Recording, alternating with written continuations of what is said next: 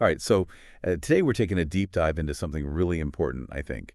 Um, India's environmental challenges, right? Yeah. You sent over a ton of sources for this one, um, reports and data, and even some updates on government programs. And honestly, they paint a really fascinating picture. For sure. We're talking about a country with well over 1 billion people, massive cities that are growing at an incredible pace, industries booming left and right, hmm and of course, all of that has a huge impact on the environment. It's really, yeah, it's the scale of it all that's so fascinating, I think. Right. India is on track to become the world's most populous country. Oh, yeah. And how to manage that growth sustainably is, well, it's a monumental task. It really is. And the sources you sent really highlight that complexity. Yeah. For example, there's a lot of info on the Swachh Bharat Mission, Mm. which I think a lot of our listeners are probably familiar with. It's this program aimed at improving sanitation across India. And, clearly it's had a major impact. Millions of toilets have been built throughout the country. But I'm curious, what does that actually look like in terms of change on the ground? Well, it's been pretty remarkable, actually. Yeah. The Swachh Bharat mission has led to a 50% decrease in open defecation since it was launched in 2014. Wow. Which is huge. That's a massive victory for public health. It's potentially preventing hundreds of thousands of deaths from diseases linked to poor sanitation. That's a staggering statistic, really. I mean, that's amazing. Yeah. It sounds like a phenomenal success story. Mm. But are there challenges, in maintaining these gains? We're talking about such a vast and diverse country, so. Yeah, absolutely. Ensuring long-term access to clean water and sanitation facilities in all areas, right, Uh, especially in rural communities, mhm. that continues to be a challenge for sure. The focus really needs to shift now towards sustainable waste management Right. and behavioral change, making sure that those new toilets stay functional Oh, that's interesting. and that people don't revert back to open defecation. I see. I see. Mm. And that actually brings us to our next big topic, waste management. Yeah. You mentioned Mumbai in your notes, and that really struck me. Yeah. Just one city generating thousands of tons of waste every single day. Wow. It's mind-boggling when you think about it, and it really gives you a sense of just how complex this whole issue is. And it's not just the volume, it's the composition of the waste too. Oh, yeah. Explain that. So India generates a mix of everything organic waste plastics, e-waste construction debris, and each of those requires different handling methods, you see. Mm-hmm. And while there's been a real push to increase recycling rates, Yeah. the infrastructure often just hasn't kept up. Yeah, I'm seeing in some of these sources here, they mention issues with landfill capacity and illegal dumping. Right. Is that a widespread problem? Sadly, yes, it is. Many landfills are overflowing, and open dumping is still a really serious concern. Mm. This pollutes both land and water, Oh. and it creates breeding grounds for pests that can carry diseases. Ugh. It's a stark reminder that waste management has to be, one of the top priorities.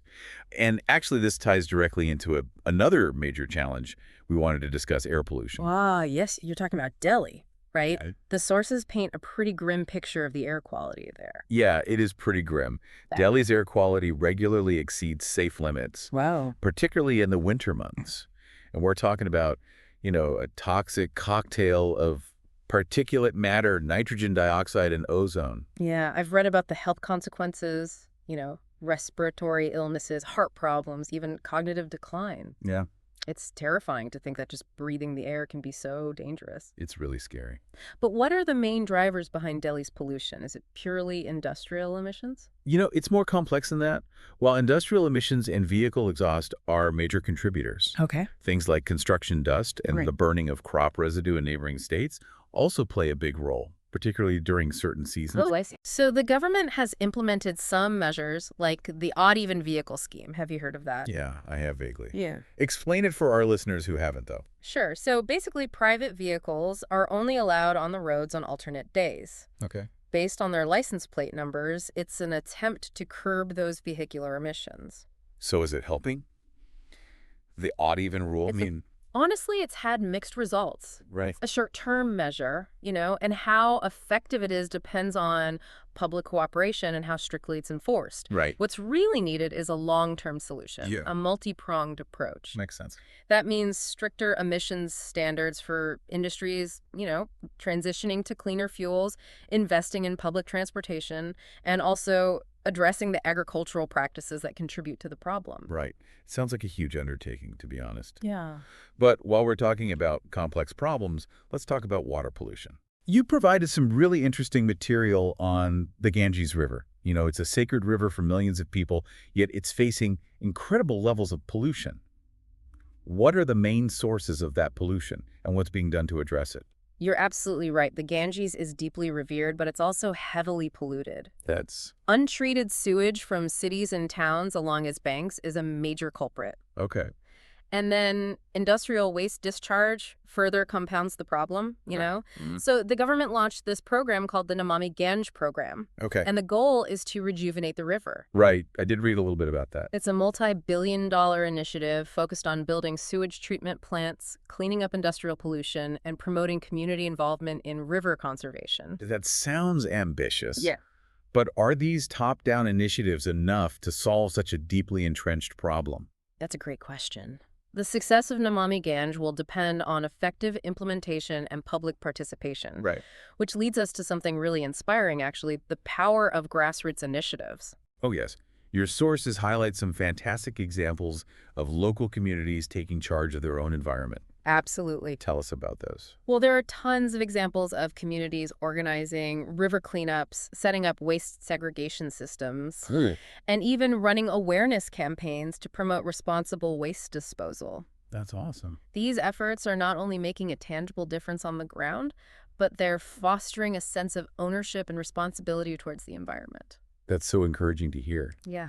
So looking at everything we've discussed, the successes of the Swachh Bharat Mission, the challenges of waste management and pollution, and the power of a community-driven action, it's clear that India's environmental journey is a complex one, Absolutely. with no easy answers. It's a mixed bag. Right. And what's important, I think, is recognizing that we all have a role to play. I agree. Whether it's supporting those local cleanup initiatives, making conscious consumer choices, or advocating for stronger environmental policies, each action, no matter how small, can contribute to a more sustainable future for everyone. Yeah, and it all adds up. It really does. It's a reminder that change starts with us. Keep learning, stay engaged, and remember, even small actions can have a big impact. I like that. All right, well, thanks for joining me for this deep dive. It was great talking to you. Likewise. And to all our listeners out there, thanks for tuning in. We'll catch you next time. See ya.